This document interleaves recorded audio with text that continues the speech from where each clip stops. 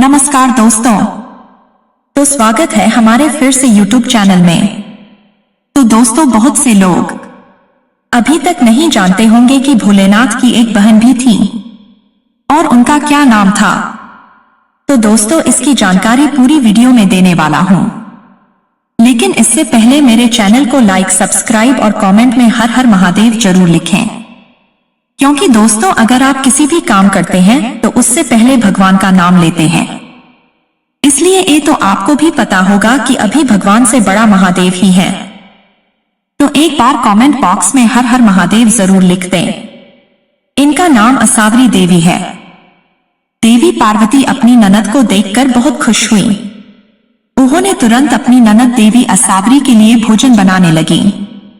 कभी आपने भगवान शिव की बहन के विषय में सुना है?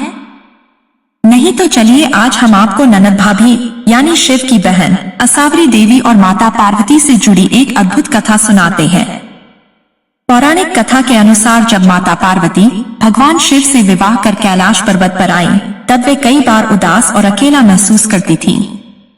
भगवान शिव की पत्नी और बच्चों के बारे में सभी जानते हैं, लेकिन क्या आपको ये पता है कि शिव जी की एक बहन भी थी?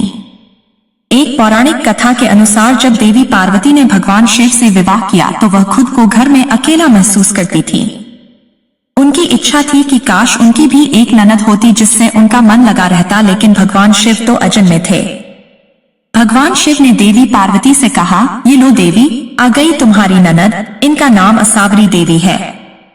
माता पार्वती अपनी ननद को देखकर बहुत खुश हुई। वे जल्दी जल्दी उनके लिए भोजन का प्रबंध करने लगी। असावरी देवी ने स्नान के पश्चात भोजन की मांग की तो देवी पार्वती ने स्वादिष्ट भोजन उनके सामने परोस दिया। असावरी देवी सारा भोजन चटकर गईं और सारा अन्न भी खा गईं।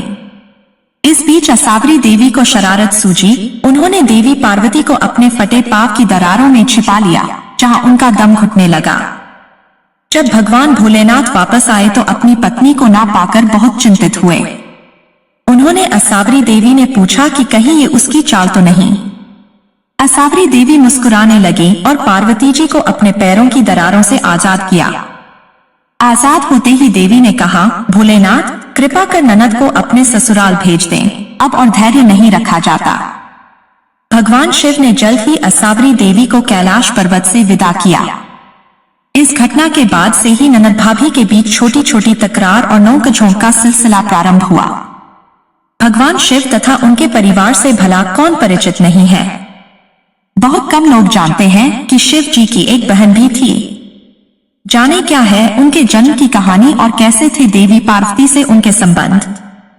शास्त्रों के मुताबिक इनके संबंध में धर्म ग्रंथों में ज्यादा नहीं बताया गया है।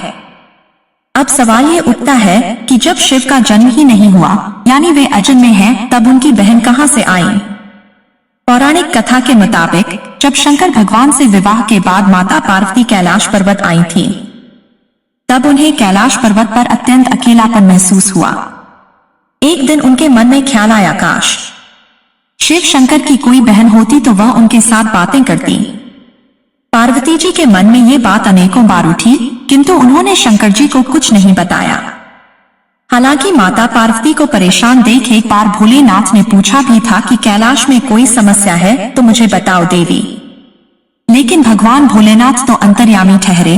उन्होंने पार्वती जी के मन की बात जान ली। माता पार्वती समझ गई कि शिव शंकर ने उनके दिल की बात जान ली है। वह बोली, अगर आप मेरे मन की बात जान ही गए हैं तो भी आप मेरी इच्छा पूर्ण नहीं कर सकते। भगवान शिव शंकर मुस्कुराए और बोले, मैं तुम्हें ननद तो लाकर दे दूं, लेकिन क्या आप उसके साथ निभा पाएंगी? इसके बाद शंकर जी ने अपनी माया से एक देवी को उत्पन्न किया। हालांकि उनका रूप बड़ा विचित्र था। वह बहुत मोटी थी और उनके पैरों में काफी दरारें थीं। शिव ने उनका नाम असावरी देवी रखा।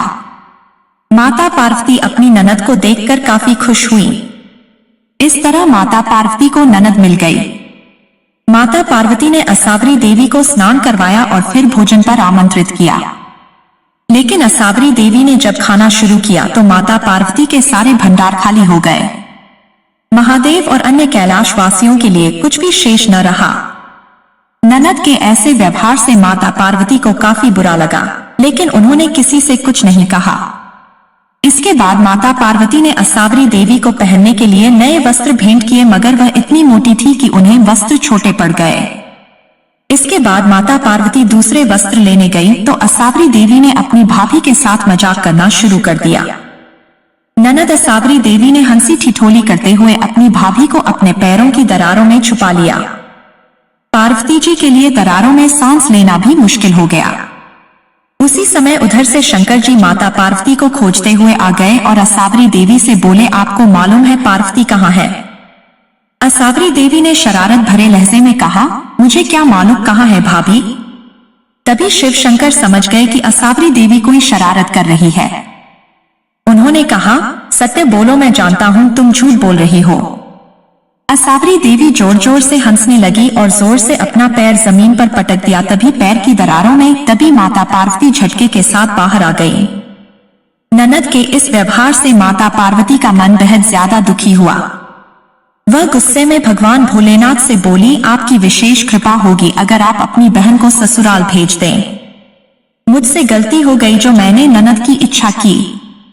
भगवान भोलेनाथ समझ गए कि भाभी ननद में बहुत पटने वाली नहीं है। इसके बाद उन्होंने असावरी देवी को कैलाश पर्वत से विदा कर दिया। प्राचीन काल से आरंभ हुआ ननद भाभी के बीच नोकझोंक का सिलसिला आज तक चल रहा है।